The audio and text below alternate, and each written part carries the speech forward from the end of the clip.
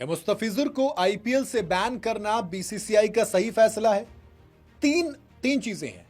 देखो, तीन चीजें इसलिए क्योंकि आप एक तरफ से जो लोग हैं वो ये कह रहे हैं, जो एक बड़ा वर्ग है वो ये कह रहा है कि अच्छा हुआ बैन कर दिया। दूसरा जो वर्ग है वो ये कह रहा है कि अगर चंद लोगों के, वो जो बड़े लोग हैं, वो जो एक पर्टिकुलर लॉबी से आते हैं, अगर उनके कहने से प्लेयर्स को बैन करोगे तो फिर एक एक करके सबको बैन कर दीजिए। या आपने सिर्फ केकेआर के प्लेयर को क्यों बैन किया? शाकिब अल हसन भी तो खेल रहे हैं ना एमआई एमिरेट्स से, लेकिन क्या किसी ने अंबानी के खिलाफ आवाज उठाई? क्या किसी ने जिस तरीके से शाहरुख खान को गद्दार कहा, किसी ने हिम्मत की कि वो अंबानी को गद्दार कह दे? क्योंकि पैसा तो एमआई में अंबानी का ही लगा हुआ है।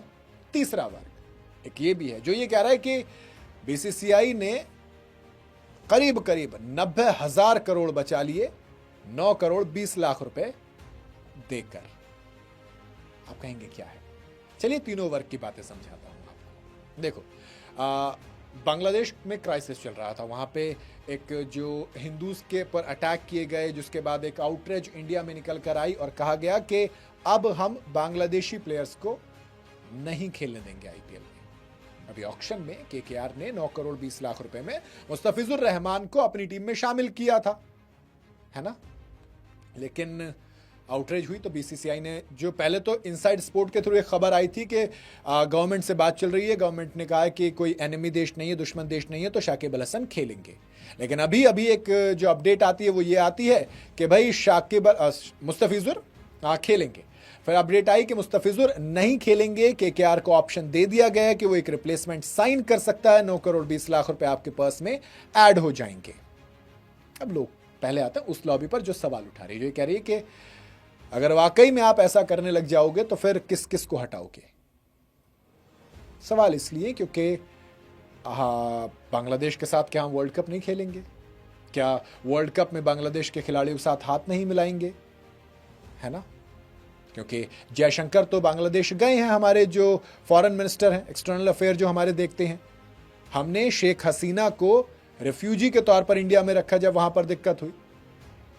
और आप आईपीएल से मुस्तफिजुर रहमान को हटाने के लिए बात कर रहे हो, लेकिन शाकिब अल हसन जो कि अंबानी की मुंबई इंडियंस एमिरेट्स से खेलते हैं, उन पर किसी ने सवाल उठाया?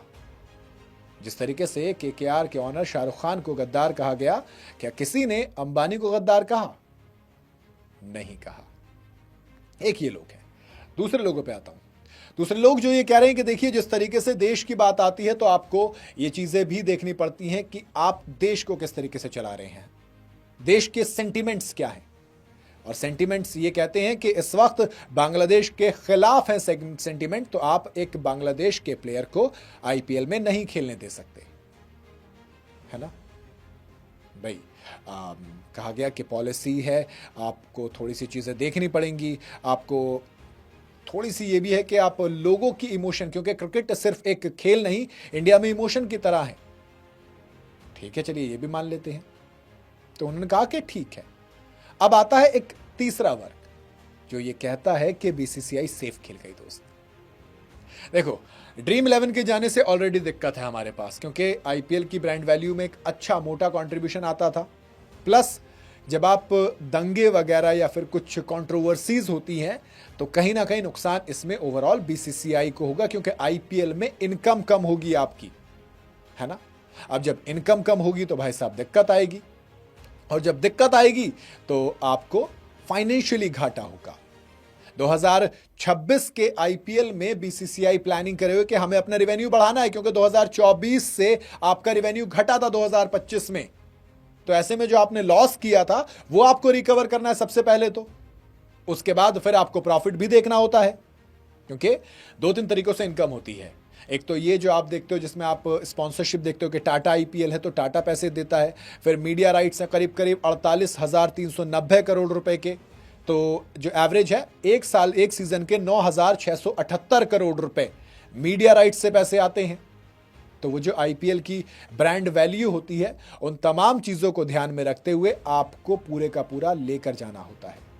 इकोसिस्टम जो आईपीएल का 2024 में 1,08,000 करोड़ था, वो गिरकर नीचे आ गया था।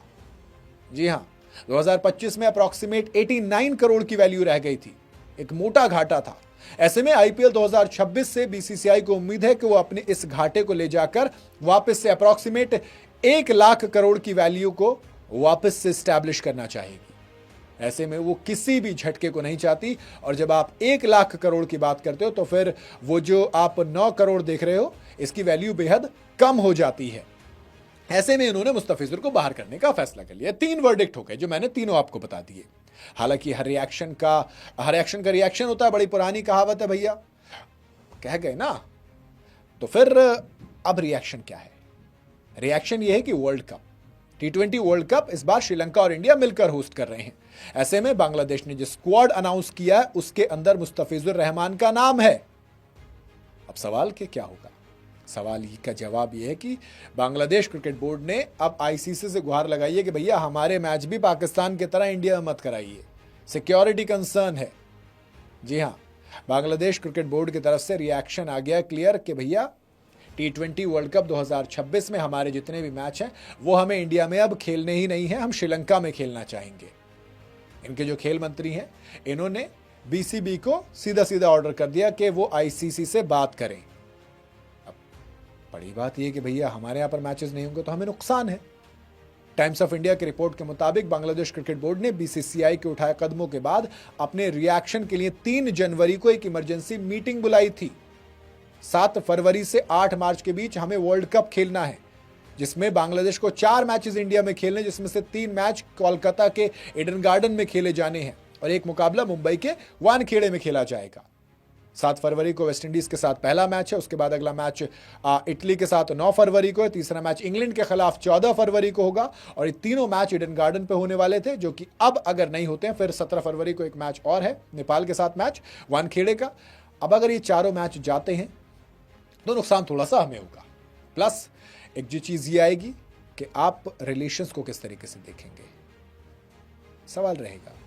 हालांकि मुस्तफिजुर रहमान ने थोड़ा सा अलग तरीके से इस पर रिएक्ट किया। उन्होंने कहा कि अगर आपको टीम से ही बाहर कर दिया जाए तो आप और क्या ही कर सकते हैं, वो क्लियर है। 9 करोड़ 20 लाख रुपए की बात ही नहीं है। उन्होंने कहा कि जब चीज़ें इतनी ख़राब है तो मैं तो कुछ नहीं कर सकता।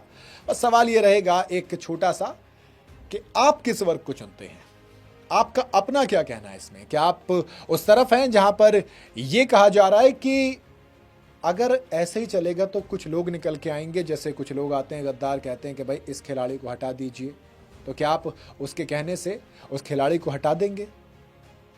क्या आप अब कुछ लोग तय करेंगे बैठकर कि किस तरीके से चीज़ें होनी है, किस तरीके से चीज़ें नहीं होनी है? क्योंकि चंद लोग आएंगे तो फिर आप हटा देंगे क्या सबको? है ना, आपकी फॉरेन पॉलिसी कुछ लोग बैठकर डिसाइड करेंगे। क्योंकि कुछ लोगों ने, जो लोग बोल रहे थे ना कि गद्दार हैं ये सब है, उन्होंने अब क्लियरली ये चीज़ कही है कि ये हमारी जीत है। अलग तरीके से बात है ना। कुछ पॉलिटिशियंस जो विपक्ष के नेता हैं वो ये कह रहे हैं कि अगर यही जो नाम है मुस्तफिजुर रहमान की जगह लिटन दास या सौम्य सरकार होता, यानी कि हिंदू होते, तो फिर क्या आप बैन करते? तमाम सवाल आपके पास छोड़ूंगा मैं। आपकी अपनी क्या राय है वो आप कमेंट में मुझे ज़रूर बताइएगा।